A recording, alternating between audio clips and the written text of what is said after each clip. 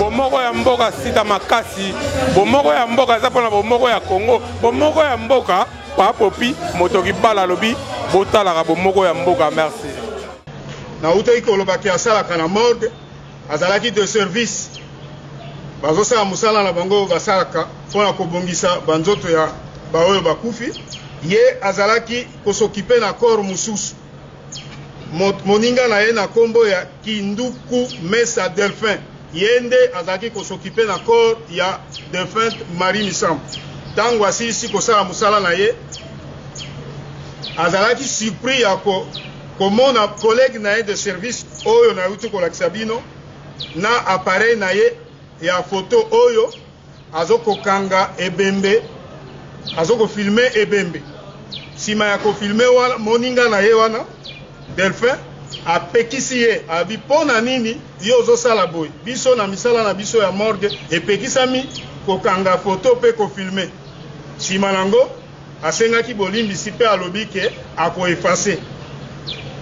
Curieusement biso nyonso tomoni babilili na ba internet ya nzoto ya Marie Misambo. Na yango totiaki ye maboko pe to saisir appareil yango oyo ye aitilizaki pona kofilme nzoto ya Marie Misambo.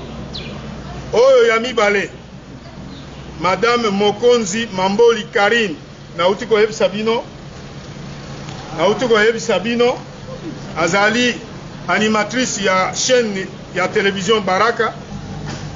Oyo mama oyo bozotala na bilili ye akangami pote yende na site na ye autaki kopublie photo wana oyo batu nyonso bazalaki komona yende apublie yango pe na publication wana akomi Adieu Marie Misambo.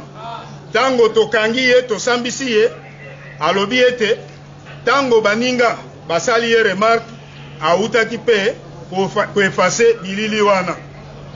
Nango wana na mitindo ya mokonzi na biso ya polisi ya ville ya Kinshasa sima ya kosambisa bango nde tolakisi bino population bomona pe surtout famille biologique oyo ya défunte Marie Misambo bamona ke bato oyo babebisi lokumu ya mwana na bango ndeko na bango ya famille bango oyo polisi euti kokanga pe na mitindo ya mokonzi na biso kaka sikoyo tozotinda bango na parquet pote parquet asala musala oyo esengeli na compétence ya parquet.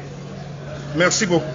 Nazo pambola bomoko ya mboka mingi namoni penza etalisi penda eza bomoko ya mboka ezwi mboka efandisi mboka ekonzi mboka epesi mboka oyo lolenge ya kozala na mboka ya na biso bomoko ya mboka oyo nasenga na bandeko balanda bomoko ya mboka nkola pambola bango.